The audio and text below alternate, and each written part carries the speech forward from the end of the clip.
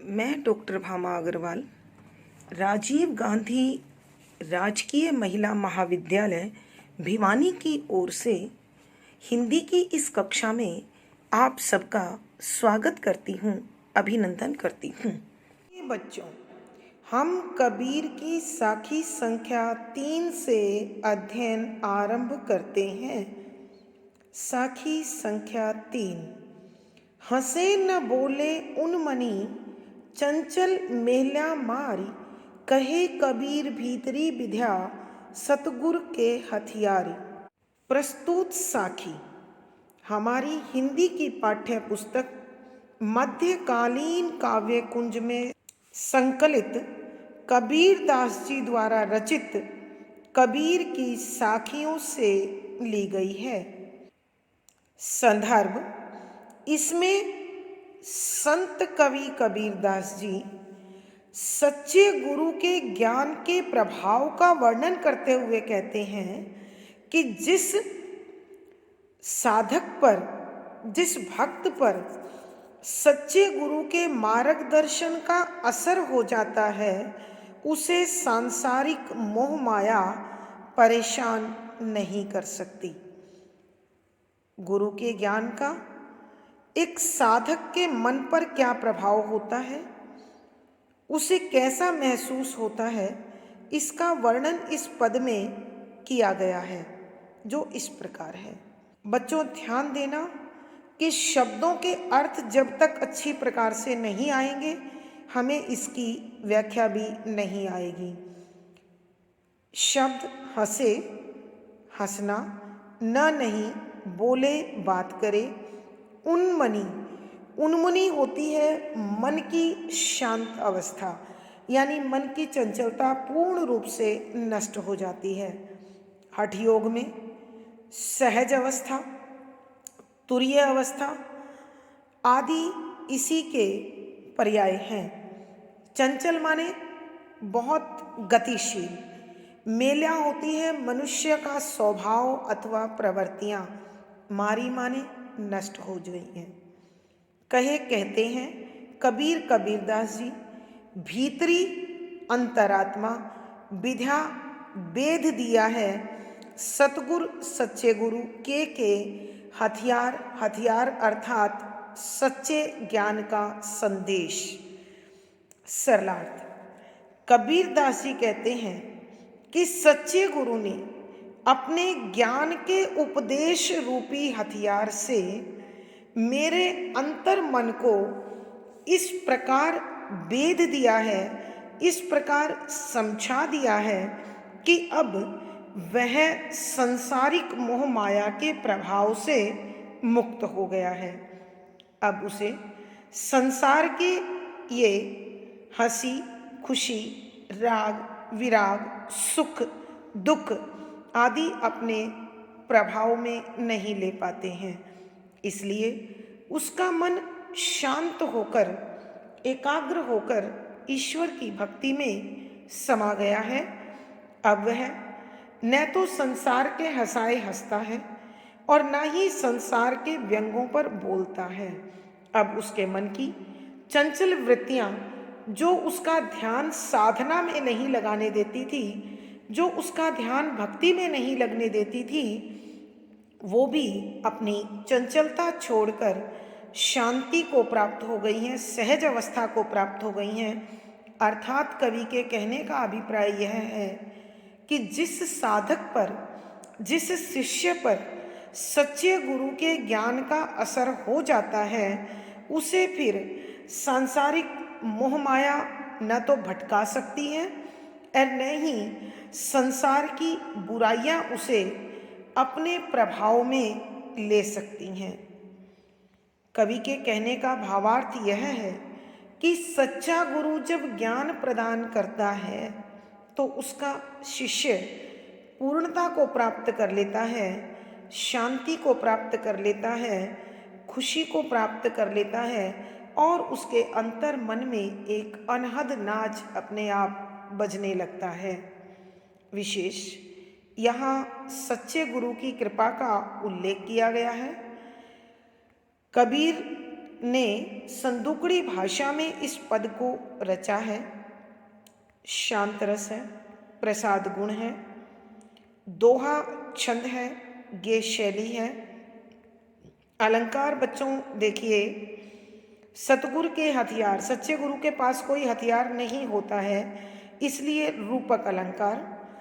मनुष्य या शिष्य का मन ना हंस रहा है ना बोल रहा है और शांत अवस्था में है, उल्लेख अलंकार। कहे कबीर अनुप्रास अलंकार, भीतरी विधा में भी अनुप्रास अलंकार।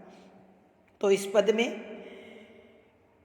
अनुप्रास, रूपक, उल्लेख, कारण, संदेश आदि अलंकारों का सुंदर सटीक प्रयोग हुआ है।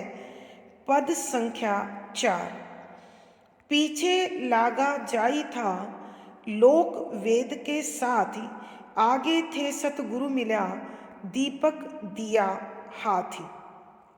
प्रसंग पूर्ववत है।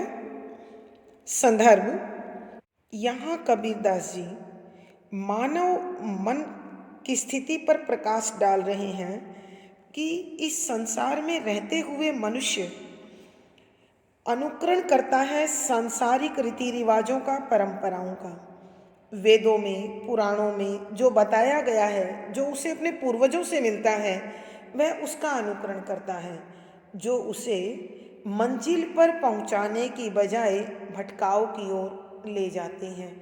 क्योंकि अनेक परंपराएं समाज में ऐसी हैं जो न जाने किन कारणों से बनी और आज भी यथावत बिना तर्क का अनुकरण किए चल रही हैं। हम सिर्फ उनका अनुकरण इसलिए करते हैं कि बड़ों ने कहा है, उसका अर्थ हमें पता ही नहीं होता। लेकिन यहाँ समाज में जो आडंबर आ गए हैं धर्म के नाम पर, कवि उनकी ओर हमारा ध्यान आकर्षित करना चाहता है। कवि कहते हैं कि पीछे लागा जाई था।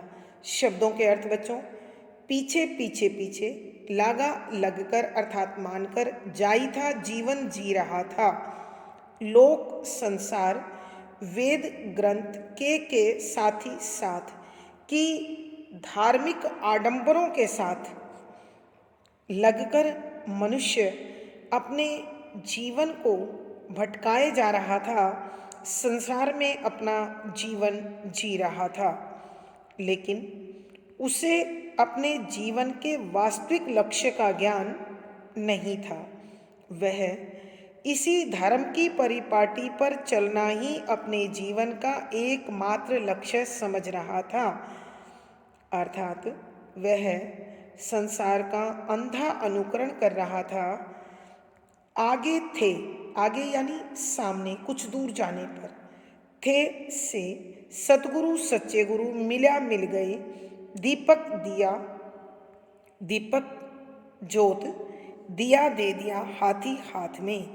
कि जीवन में इसी प्रकार चलते चलते जब सच्चे गुरु की प्राप्ति हुई तो उन्होंने सच्चे ज्ञान का दीपक मेरे हाथ में दे दिया, जिसके कारण अब मैं अपने जीवन के सही लक्ष्य को अच्छी प्रकार से देख पा रहा हूँ, समझ पा रहा हूँ और उस परमात्मा की प्राप्ति के मार्ग पर चलते हुए उसे प्राप्त कर रहा हूँ।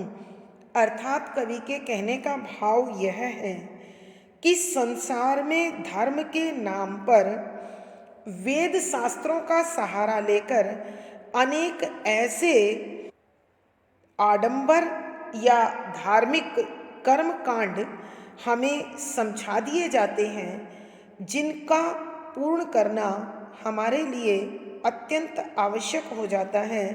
लेकिन ईश्वर अत्यंत सरल, सहज और स्वाभाविक वृत्तियों वाले भक्त को समर्पित भक्ति के साथ स्वीकार करते हैं।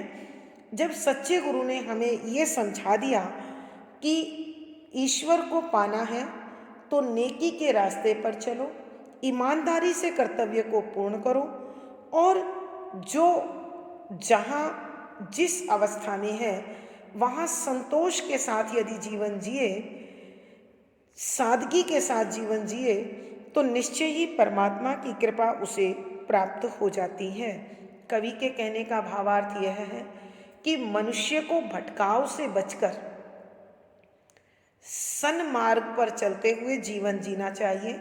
वही परमात्मा की प्राप्ति का एकमात्र साधन है। विशेष यहाँ गुरु की कृपा का उल्लेख किया गया है। सद्दुकड़ी भाषा है, शांत रस है, प्रसाद गुण है, दोहा छंद है, गे शैली है। अलंकार बच्चों रूपक तो है ही है, यहाँ सांग रूपक भी है, क्योंकि जब हम इस साखी को पढ़ते हैं तो हमें लगता है कि सामने से सचमुच गुरु आ रहे हैं, जिनके हाथ में एक दिया था जो मेरे हाथ में दे दिया है। तो ऐसी स्थिति में ये सांग रूपक अलंकार है, अनुप्रास अलंकार है, संदेश अलंकार है और उल्लेख अलंकार है। दीपक दिया तेल भरी, बाती दई अघट, पूरा किया बिसाहुणा, बहुरी न आवऊं हठ। प्रसंग पूर्ववत है। संदर्भ यहाँ भी कविवर सच्चे गुरु के ज्ञान के प्रभाव का उल्लेख करते हुए कहते हैं कि सरलार्थ, दीपक ज्ञान का दिया, दिया दे दिया, तेल तेल भरी भरकर, बाती जोत दई लगा दी अघट जो कभी कम नहीं हो बुझती नहीं है, पूरा किया खत्म कर दिया, बिसाहुणा यानी लेन देन करना अर्थात तड़फना, बहुरी दोबारा न नहीं आवऊं आऊँगा, हट माने बाजार में। सरलार्थ, कबीर दास जी कहते हैं कि सच्चे गुरु ने मुझे ज्ञान का ऐसा दीपक दे दिया है जिसमें ईश्वरीय प्रेम का, प्रभु प्रेम का तेल भरा हुआ है और जिसमें मेरी लगन की बाती लगी हुई है। न तो ईश्वर के प्रति प्रेम का मेरे मन में कमी आएगी और ना ही मैं लगन रूपी बाती को कभी समाप्त होने दूंगा।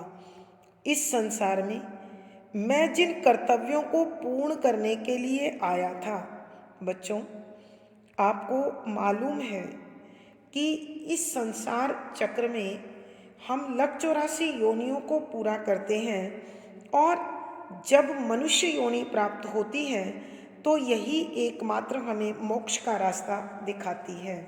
तो कवि यही कह रहे हैं कि संसार में आकर मैंने सांसारिक लेन देन को पूरा कर लिया है, अब दोबारा इस संसार रूपी बाजार में मैं नहीं आऊँगा। कहने का अभिप्राय यह है कि इस संसार में मानव का जन्म अपने कर्तव्यों को पूर्ण करने के लिए होता है। जब हम निर्लेप भाव से, बिना किसी छल कपट के, बिना किसी राग द्वेष के अपने कर्तव्यों का निर्वाह करते हैं तो निश्चित रूप से हमें ईश्वर के चरण अर्थात मोक्ष की प्राप्ति हो जाती है। अतः सच्चे गुरु के ज्ञान के कारण हमें इस सांसारिक तड़फ से, आवागमन से, बार बार जन्म लेने से मुक्ति मिलकर हम मोक्ष को प्राप्त कर लेते हैं। कबीर दास जी कहते हैं कि जब हम इस संसार में आकर अपने कर्तव्यों का ईमानदारी से निर्वाह करते हैं और उन्हें पूर्ण कर लेते हैं तो दोबारा इस सांसारिक क्रिया को अपनाने की, संसार में दोबारा जन्म लेने की समस्या से हमारा छुटकारा हो जाता है। विशेष गुरु के ज्ञान और उनकी महिमा का वर्णन किया गया है। कहने का भाव है कि हमें अपने गुरु में अटूट विश्वास और असीम श्रद्धा रखनी चाहिए। शांत रस है, प्रसाद गुण है, दोहा छंद का सटीक प्रयोग है, गे शैली है, यहाँ अनुप्रास, सांग रूपक आदि अलंकारों का सुंदर सटीक प्रयोग हुआ है। प्यारे बच्चों, आज की कक्षा में बस इतना ही। पिछली वीडियो का लिंक आपको यहाँ मिल जाएगा। आशा है आपको सारा विषय समझ में आ गया होगा। और पढ़ने में मज़ा भी आया होगा। तो कमेंट लिखकर मुझे बताएं। वीडियो को लाइक करें, शेयर करें और चैनल सब्सक्राइब करें। बच्चों, आपका दिन और जीवन सुखमय हो, इसी शुभकामना के साथ धन्यवाद, आभार।